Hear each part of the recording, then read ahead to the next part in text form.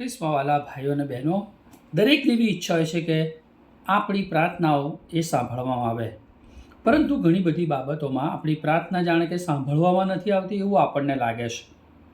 એનું મૂળ કારણ એ ઈશ્વર નથી, પણ હું ને તમે જ.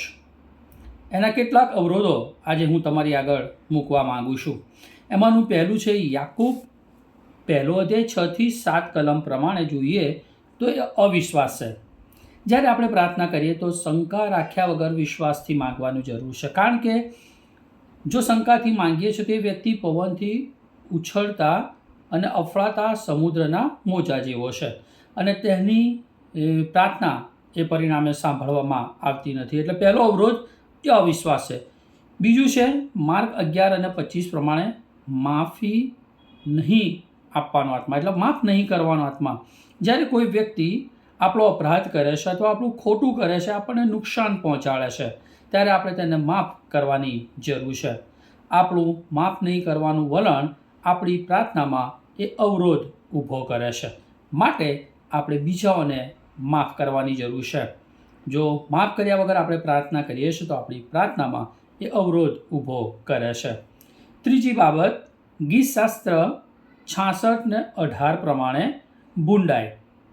આ વચન પ્રમાણે હું પાપ કરું છું ત્યારે મારી પ્રાર્થના કરવામાં વિઘ્ન આવે છે એટલું જ નહીં, પરંતુ જો બુંડાઈ કરવાનો ઈરાદો રાખું છું, પાપ કરવાનો ઈરાદો રાખું છું, વિચાર કરું છું, તો પણ મારી પ્રાર્થનામાં અવરોધ આવે છે અથવા મારી પ્રાર્થનાને સાંભળવામાં આવતી નથી.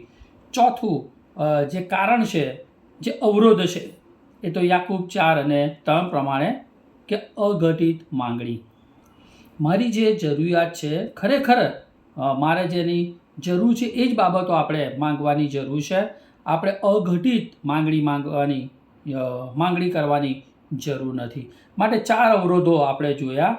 પહેલું છે અવિશ્વાસ, બીજું છે માફ નહીં કરવાનું વલણ, ત્રીજું ભૂંડાઈ અથવા પાપ, અને ચોથું અઘટિત માંગણી. એટલે મારી પ્રાર્થના એ પ્રકારની હોવી જોઈએ કે જેથી એ ઈશ્વર એને સાંભળે તો છે, પણ એને યોગ્ય રીતે માન્ય કરે. અઘટિત આપણે માંગણી કરીએ નહીં, ભૂંડાઈ ના રાખીએ, બીજાઓને માફ કરીએ અને અવિશ્વાસ નહીં પણ વિશ્વાસ રાખીએ. એટલે આ 4 અવરોધો એ મારી તમારી પ્રાર્થનાને એ રોકે છે. તો માટે આપણે જો આ 4 બાબત આપણા જીવનમાં છે તો એને દૂર કરીને આપણે વિશ્વાસથી શુદ્ધ પવિત્ર અંતઃકરણે આપણે યોગ્ય વિનંતી કરીને પ્રાર્થના કરીએ. આમેન.